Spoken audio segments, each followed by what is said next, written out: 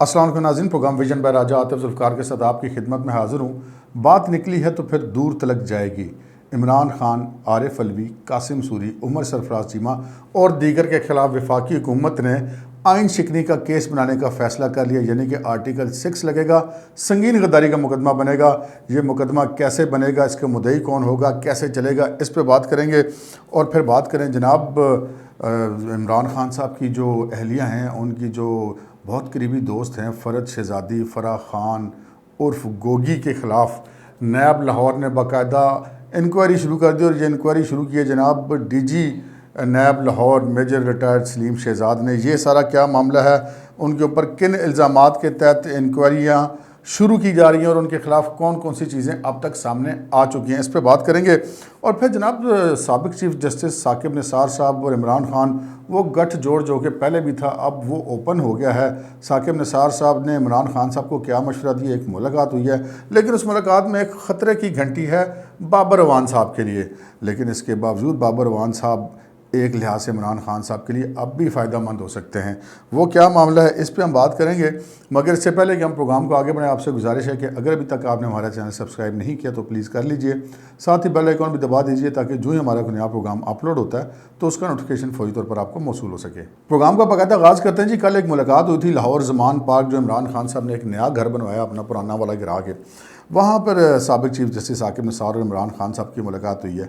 अच्छा, दिलचस्प बात यह है कि इन दोनों शख्सियात में एक चीज़ बड़ी कामन है, ये दोनों किसी आइन, किसी कानून की परवाह नहीं करते, किसी ज़ाब्ते की परवाह नहीं करते। जहाँ पर अपनी ज़ात आती है वहाँ पर उनको कुछ नज़र नहीं आता। ये मैं अभी आपको बताऊँगा और साबित करूँगा।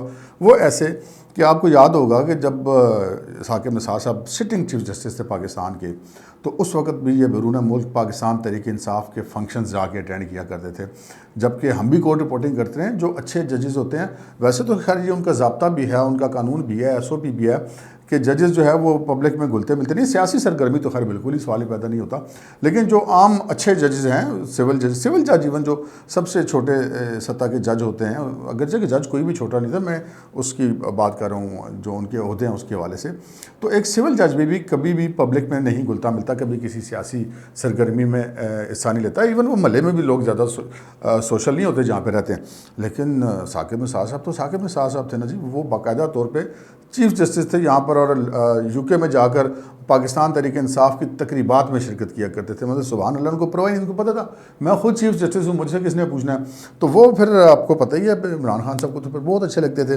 फिर इसी तरह साकिब निसार साहब जब जब पिछला इलेक्शन हो रहा था 2018 का, तो वो सिटिंग चीफ़ जस्टिस थे। और जनाब वो शेख रशीद अहमद जो कि उम्मीदवार थे कौमी असम्बली के, उनके हल्के में एक अस्पताल का तामीराती कामों का मायना करने पहुंच गए थे और शेख रशीद साहब उनके हमरा थे। तो वो एक किस्म की शेख रशीद की उन्होंने जाके वहाँ पे बाकायदा तौर पर कंपेन चलाई थी। फिर ऐसी वीडियोज़ भी उनकी पड़ी हैं जिसमें वो पिछली जो हुकूमत थी, पिछली जो इमरान खान साहब से पहले मुस्लिम लीग नून की थी, वो वहाँ उस हुकूमत को हटाने के लिए वो कहते थे कि जी लोगों से इस्तीफे लिए जाएँ, और वो एक जगह पर बैठे हुए हैं, वो इवन अपनी जज वाली कुर्सी पर बैठे, और साथ ही जजेस को कह रहे हैं कि 5-6 MPs के तो मैं खुद ही इस्तीफे ले दूंगा। यानी कि बड़े वो सियासत में पूरी तरह इन्वॉल्व थे, ये कोई ढकी छुपी बात नहीं है। दूसरी तरफ इमरान खान साहब हैं, वो आइन की खिलाफ वर्जी करते हैं, इलेक्शन कमीशन के कानून तोड़ते हैं, किसी कानून ज़ाब्ते की वो परवाह नहीं करते।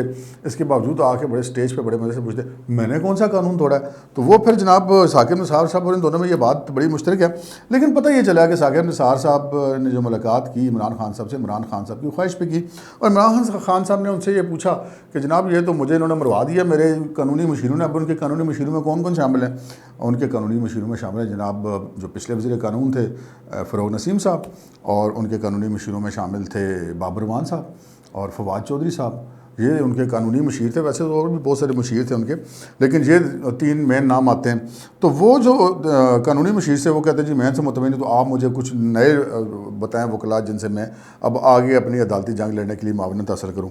अच्छा, ये अब खबर बाबर अवान साहब के लिए बड़ी ख़तरनाक है, क्योंकि बाबर अवान साहब तो इस वक्त तो वो फ़रोग़ नसीम साहब तो क्या कहते हैं उनको साथ छोड़ गया, उनका तोता चश्मी कर गया इमरान खान साहब के साथ। तो वो तो अब नई हुकूमत जो है तहदी उसका हिस्सा है, MKM का हिस्सा होने के नाते। तो अब बाबर अवान साहब मेन चीज़ थे, फवाद चौधरी साहब तो नॉन प्रैक्टिसिंग लायर हैं।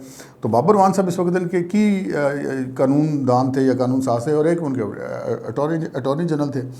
तो वो जो बाबर अवान साहब हैं उनके लिए अब खतरे की घंटी है कि इसका मतलब है खान साहब को बाबर अवान साहब की सजाई तो एतमाद नहीं कि तुम उन्होंने मरवाता है जनाब बाबर साहब। तो लेकिन एक बात मैं आपको यहाँ पे एक बड़ा दिलचस्प वाक़या बयान करना चाहता हूँ। वो कोई मरीज़ गया ना किसी डॉक्टर के पास, और उसने कहा जी कि मुझे जो नहीं फ़लाँ कोई बीमारी है, तो उसने उनका इलाज शुरू कर दिया। कुछ अर्से के बाद वो बीमारी तो अपनी जगह पर रही, लेकिन साथ साथ बंदे को नमूनिया हो गया। वो डॉक्टर के पास गया, उसने पूछा जी ये आपने क्या किया? उसने कहा जी मैं चूँकि स्पेशलिस्ट हूँ चेस्ट का, और ये नमूनिया शमूनिया का मैं इलाज कर सकता हूँ, तो उस बीमारी का तो मुझे पता नहीं था, मैंने फिर पहले आपको ये बीमारी करवाई है, उसके बाद अब मैं आपका इलाज करूँगा। तो बाबर मान साहब के बारे में जहाँ तक मैं जानता हूँ, ऐसे बड़े काबिल आदमी हैं कि वो आइनी मामलात पे शायद उतने ज़्यादा माहिर ना हों जितने वो फ़ौजदारी कवानीन के माहिर हैं। इसमें कोई शक नहीं है कि बाबर मान साहब एक बहुत अच्छे फ़ौजदारी वकील हैं। तो उन्होंने इमरान खान साहब उनसे मशवरे लेते थे। आइनी बाबर मान साहब की जो स्पेशलिटी थी वो थी फ़ौजदारी। बाबर मान साहब ने उन्होंने घेर गार के अब वो फ़ौजदारी काम पे लगा दिया। अब आगे इमरान खान साहब वकील बदलने का सोच रहे हैं। अब ना बदलना खान साहब, अब बाबर मान साहब की स्पेशलिटी शुरू होगी। जब आपके खिलाफ फौजदारी मुकदमे बनेंगे तो बाबर मान आपको शायद पाकिस्तान में सबसे अच्छे वकील मुयसर हो। जो जिन मामलात में आप पहले मशवरे लेते रहे उनका बाबर साहब के साथ इतना तल्लुक़ नहीं है। वो डॉक्टर वाला काम उन्होंने आपके साथ भी किया है, जो कि डॉक्टर ने अपने मरीज़ के साथ किया था, वही बाबर मान साहब ने इमरान खान साहब के साथ किया। अब आगे बढ़ते हैं इस मामले से। जनाब फराह गोगी वाला जो मामला है, फराह गोगी की जो आपको पता है गुज़श्ता कुछ अर्से से बहुत ज़्यादा वो इस वक्त पाकिस्तान में अगर इस वक्त शोहरत की कोई बुलंदियों पे तो वो फराह गोगी है। तो फराह गोगी के बारे में पता चला जनाब नैब लाहौर के डीजी सलीम शहजाद ने हेडक्वार्टर्स की डायरेक्शन पर एक इंक्वायरी लॉन्च कर दी है और बाकायदा नैब ने उसका अलामा भी जारी कर दिया। पता ये चला कि गुज़श्ता 3 साल के दौरान मुख्तलिफ़ कारोबारों के नाम पे मुख्तलिफ़ बैंक अकाउंट्स में उनके 84 करोड़ से ज़ायद ट्रांजेक्शन्स हुई हैं फराह गोगी की। अब ये तो बड़ी छोटी सी ट्रांजेक्शन है, जो बाकी इनके साथ जाते हैं वो तो अरबों खरबों का मामलात हैं। ये तो उन चंद एक ट्रांजेक्शन्स की बात है। लेकिन नैब लाहौर का ये कहना है कि वो मुल्क भर के जितने निजी बैंक्स हैं उनसे भी फराह गोगी का रिकॉर्ड लेगी और SECP से भी फराह गोगी का रिकॉर्ड लिया जाएगा। और उनका ये कहना है कि जो उन पर इल्ज़ाम है वो इल्ज़ाम जो है वो नामालूम ज़राए आमदन का है और आमदन से ज़ायद के असासाजात बनाने का। वैसे कुछ ऐसी भी खबरें सुनने में आ रही हैं कि जब ये रिंग रोड वाला प्रोजेक्ट अनाउंस होना था तो फराह गोगी तो इमरान खान साहब के घर की खातून थे ना जी। वो ज़्यादा तो बनी गाला में बुशरा बीबी के दाएँ बाएँ होती थी हर वक्त।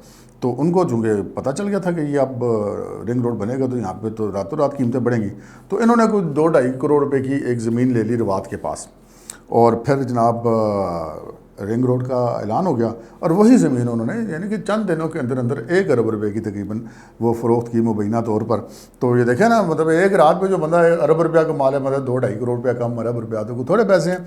लेकिन अब बंदा कोई ये सोचे कि खान साहब इतने सादे हैं कि वो फराह गोगी को उन्होंने बतौर मोहब्बत में जो है वो 98 या 97 करोड़ रुपये का फ़ायदा पहुँचा, तो एडी भी गाल को नहीं। ये तफ्तीशें होंगी तो मामला खुला। मामला ये है खान साहब के लिए बड़ी परेशानी की बात है। खान साहब की परेशानी की बात यह है कि फराह गोगी के ख़िलाफ़ इंक्वायरी का मतलब है कि खुरा बुशरा बीबी की तरफ और इमरान खान साहब की तरफ जाएगा। तो बुनियादी तौर पर ये इंक्वायरी एट दी एंड जो है इमरान खान साहब की तरफ जाती है। तो खान साहब के लिए परेशानी की बात तो है, लेकिन ये परेशानी छोटी है। उससे ज़्यादा बड़ी परेशानी इमरान खान साहब का इंतज़ार करिए। वो तो जो है वो आरिफ नकवी वाला केस, अमेरिका वाला या फॉरेन फंडिंग वाला केस, ये तो हैं ही हैं। लेकिन इनसे भी ज़्यादा बड़ी परेशानी, इनसे ज़्यादा बड़ी परेशानी की है कि बिल आखिर वफाकी हुकूमत ने इनके ख़िलाफ़ जो है वो आर्टिकल 6 का केस बनाने का फ़ैसला किया। आपने देखा, हमने देखा, सारी कौम ने देखा, सारी दुनिया ने देखा। जब तहरीक अदम एतमाद आई तो इन्होंने जनाब वो अपने स्पीकर और डिप्टी स्पीकर के ज़रिए जिस तरह आइन शिकनी करवाई, सबके सामने है कि वो स्पीकर डिप्टी स्पीकर वो ट्वीटिंग करते थे कि हम इमरान खान के साथ है, जबकि आइन उनको इस चीज़ की इजाज़त नहीं देता था। लेकिन वो आइन तोड़ रहे थे कि उनको पता था हमें पूछने वाला कोई नहीं है। इसी तरह इमरान खान साहब उनसे आइन तोड़वा रहे थे, उनको पता था मैं खुद वज़ीर आज़म हूँ, मुझे किसने पूछना है। तो लो जी, फिर ये सारे मारे गए। और ये जो गवर्नर पंजाब हैं इस वक्त उमर सरफराज चीमा, जिनको वज़ीर आज़म साहब हटाने के अहकाम जारी कर चुके हैं, लेकिन गैर आइनी तौर पे उसके नोटिफिकेशन रोका हुआ है आरिफ अलवी साहब ने, वो भी एक आइन शिकनी के मुर्तकब हो रहे हैं। और उमर सरफराज चीमा साहब हाई कोर्ट के पहले आइन तोड़ा, उसके बाद हाई कोर्ट के अहकाम की मुसलसल खिलाफ वर्जी करें। अब हाई कोर्ट ने भी जब उनको फिर कहा और उन्होंने फिर सदर से पूछा, सदर ने कहा भाई अब वो हाई कोर्ट कह रही है तो ले लो हलफ। उन्होंने फिर कहा कि नहीं, ये जो हाई कोर्ट ने जो अभी नया ऑर्डर दिया इसकी ज़रा मुझे मज़ीद तशरीह करके भेजें, यानी कि लटकाने वाला काम हो रहा है। सदर साहब जो हैं वो गवर्नर साहब को हटाने के बाकायदा प्राइम मिनिस्टर की समरी आने के बावजूद उस पर साइन नहीं कर रहे, वो आइन शिकनी कर रहे हैं। फिर उनको काम जारी रखने का कह रहे हैं, वो भी आइन शिकनी कर रहे हैं। फिर वो जो हैं वो ख़ुद भी आइन शिकनी कर रहे हैं और फिर अदालती अहकामात भी मानने से इनकार कर रहे हैं। बिल्कुल यही कुछ इमरान खान साहब एंड कंपनी ने किया था, लेकिन वो फिर रात को खाली वो हम तो कहते हैं खान साहब के साथ प्रैंक हो गया था। बाहर एक प्रिजनर रिवर खड़ी कर दी असेंबली के बाहर और अदालत की सुप्रीम कोर्ट की सिर्फ लाइटें ऑन हो गई, तो ये तो सारी हुकूमत जो नहीं है वैसे कहते हैं पतली गली से निकली, पता नहीं चला किधर गए। तो वो प्रैंक वाली हुकूमत है ये जो इनकी हुकूमत थी। लेकिन ये जो जुर्म इन्होंने किया था वो तो इतना बड़ा है कि उस पर फिर अगर कोई ये कहे कि जी नहीं इनके खिलाफ हम कोई कार्रवाई नहीं करेंगे, फिर तो आइन की कोई वक़्त ही नहीं रहेगी। जिसका दिल करेगा आइन तोड़ेगा। अगर सदर वज़ीर-ए-आज़म, गवर्नर, स्पीकर, डिप्टी स्पीकर आइन तोड़ेंगे तो फिर माजा गामा, मुसल्ली, तेलीम, नाई, मोची सभी तोड़ेंगे, फिर कौन किसी को रोक सकता है। तो फिर ये मामला तो जो तहज़ीब याफ्ता ममालिक है वहाँ पे तो आइन के बगैर तो आइन तो मुल्की निज़ाम को चलाने का एक दस्तावेज़ है, उसके बगैर तो फिर काम नहीं चल सकता। अब ये तो नहीं जिसका दिल करे आइन तोड़ दे। तो फिर वफाकी हुकूमत ने ये फ़ैसला किया और पता चला कि जनाब वफाकी हुकूमत ने इस पर काम शुरू कर दिए। इसकी मैं आपको मराहिल बता देता हूँ। पहले मरहले में इसकी तफ्तीश करेगी FIA जब इनकी तफ्तीश करेगी और वो ये देखेगी कि ये जो हज़रात ये जो चारों जिनके नाम मैंने लिए, इमरान खान साहब, आरिफ अलवी साहब और कासिम सूरी साहब और उमर सरफराज चीमा साहब, और इनके साथ और भी अगर कोई जो दीगर लोग मुलव्वस पाए जाएंगे या इनके मावनत करते पाए जाएंगे या मशावरत करते पाए जाएंगे, तो उन सब के ख़िलाफ़ फिर वो एक समरी बनाकर वज़ारत दाखिला को FIA की तरफ से जाएगी। FIA इंक्वायरी करेगी वफाकी हुकूमत के हुक्म पर और फिर वो समरी बनाकर भेजेगी वज़ारत दाखिला में। उस समरी का अप्रूवल देंगे सेक्रेटरी दाखिला और सेक्रेटरी दाखिला मुद्दई बनेंगे आर्टिकल 6 के केस में इन लोगों के ख़िलाफ़, क्योंकि आर्टिकल 6 का जो केस है वो वफाकी हुकूमत उसकी मुद्दई बन सकती है, सेक्रेटरी दाखिला उसके मुद्दई बन सकते हैं, उसके अलावा इसके ऊपर कोई और इसका मुद्दई नहीं बन सकता। फिर जो है चीफ जस्टिस साहब एक बेंच खसूसी कायम करेंगे या एक अदालत कायम करेंगे जो कि सिर्फ इस केस को सुनने की मजाज होगी और उस पर फैसला करेगी। तो इस केस में जो सज़ा है वो मैक्सिमम जो सज़ा है वो इसमें सज़ाए मौत है। आपको याद होगा कि जनरल परवेज़ मुशर्रफ साहब को भी वो सज़ा हुई थी और बहुत सख्त अल्फाज इस्तेमाल किए गए थे और फिर वो पाकिस्तान से गए थे, तो फिर उसके बाद वो वापस पाकिस्तान नहीं आ गए। के बाद में वो अदालत भी तलील होगी, वो जज साहब भी फौत हो गए, लेकिन बहरहाल एक फ़ैसला उनके ख़िलाफ़ ऐसा आ गया था।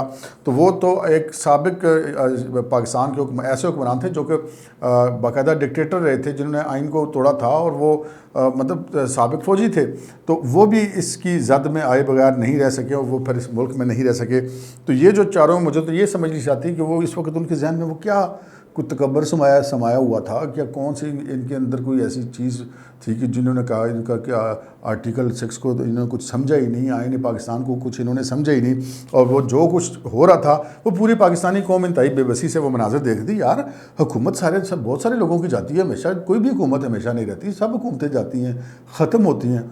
और लेकिन जितनी बुरी तरह से, जितने जिसे कहते हैं वो लीचड़ हो गए थे ये कुर्सियों के साथ, जाने को तैयार थे। अभी भी आरिफ अलवी साहब और गवर्नर उमर सरफराज चीमा साहब जो कुछ कर रहे हैं, परवेज़ इलाही साहब जो कुछ कर रहे हैं। अब आज पंजाब असेंबली में देखिए, आज वोटिंग होनी थी, तहरीक अदम एतमाद जो डिप्टी स्पीकर मज़ारी साहब के ख़िलाफ़ थी, वो जनाब आए स्पीकर पंजाब असेंबली परवेज़ इलाही साहब और इजलास ने 16 मई तक मुलतवी करके फ़रार हो गए। अब हालांकि कानून के मुताबिक कल उनके अपने खिलाफ तहरीक अदम एतमाद पे वोटिंग होनी है, तो वो 16 मई तक कैसे मुलतवी कर दिया, क्योंकि वो आइन को मानने के लिए तैयार नहीं है।